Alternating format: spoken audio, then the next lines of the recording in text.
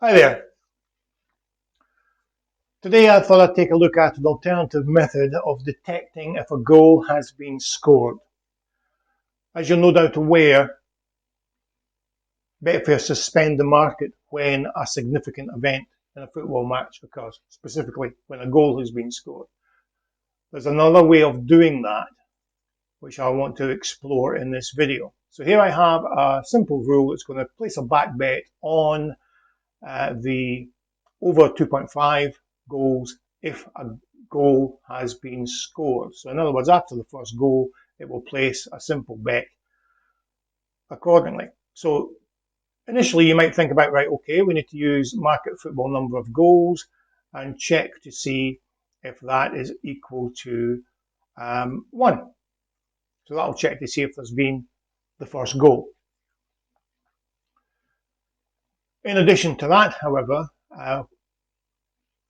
you might also need to add in the option to check the market unsuspend time and set that to a certain time limit. Now this time will vary depending on the market you're working in. So for example, if you're looking at a top English Premier League match, you can probably get away with it sitting at 30 seconds to a minute.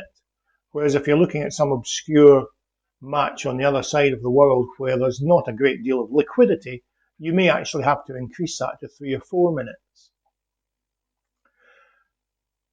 The problem with doing these things, however, is that because of the way Betfair uses the suspend function, everyone knows that they tend to be a little bit twitchy on the trigger finger, switching that on and off. So you can quite often get false flags that and the market is suspended perhaps for 5 seconds and it becomes unsuspended.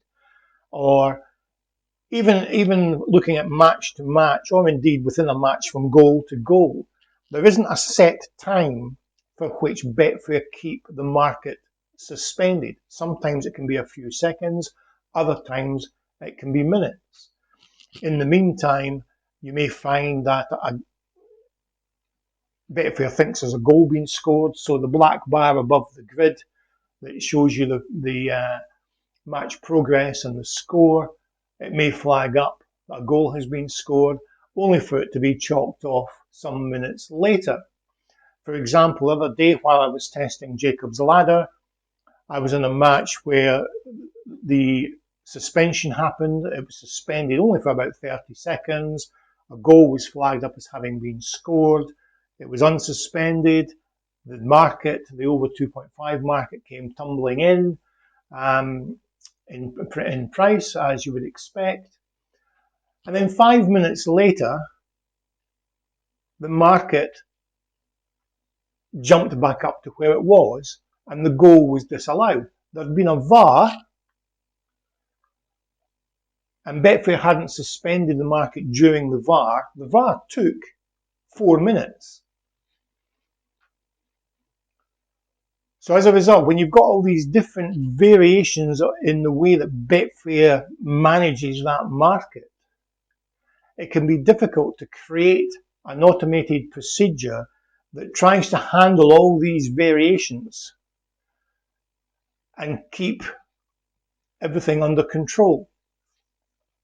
So there is an alternative way of detecting if a goal has been done. It's a little bit of a kludge. It's not particularly elegant, but it handles by default the issue with suspensions and VARs. And that is simply to use the market state. If I'll just leave those two in there for comparison. But if we use the market state and go to other, so we're going to use a link to market and we're going to specifically go to the over under market and check to see if that has been closed. Now, if that market has been closed, by definition, there must have been a goal scored. And the great thing about that is that confirmation, that market isn't closed until that goal has been confirmed. So by using this mechanism, it takes into account and handles any suspensions, It handles any delays in terms of the market having to readjust itself. It takes into account any VARs and so on and so forth. Now, the great thing about that, of course, is you can just simply use that statement to find out if there's been any goals scored. If you want to find out a specific number of goals, you would need to use another link to market. So go back in and choose market state again, and this time use the over 1.5 goals and make sure that that says active. So in that case there, if the 0.5 goals is closed and the 1.5 is still active, it means there's been one goal scored. And from that, I'm sure you can work out that if you did it between 1.5 and 2.5 and 2.5 and 3.5, you can ascertain if there's been 2 goals exactly or 3 goals and so on. If you just have the one statement that says closed, any number of goals over and above that limit will be the scoreline. So as I say, the great thing about this is that it automatically takes into account suspensions, VARs, and the market having to take time to resettle itself.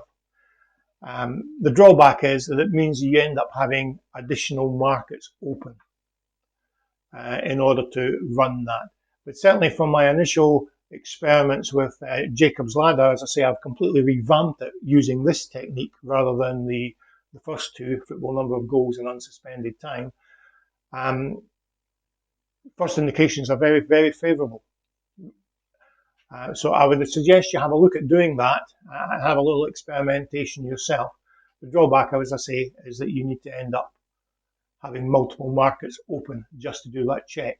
The other thing I should flag up to you as well is make sure that the rule to which you have this assigned as a condition, make sure it starts at the beginning of the event.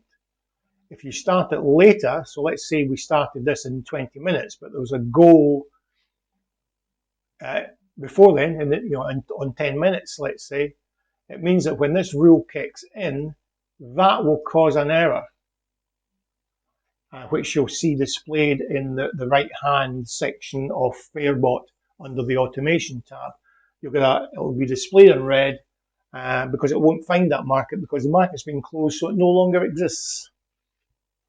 So you need to make sure that if you are going to use this mechanism, that the rule they're assigned to is actually active before that event can mess your automation up. If it does, what will happen is this rule would have an error attached to it. So in effect, it wouldn't fire. So in this case, the bet wouldn't go in. But you need to be aware just in case you end up with something funny happening in your automated procedures.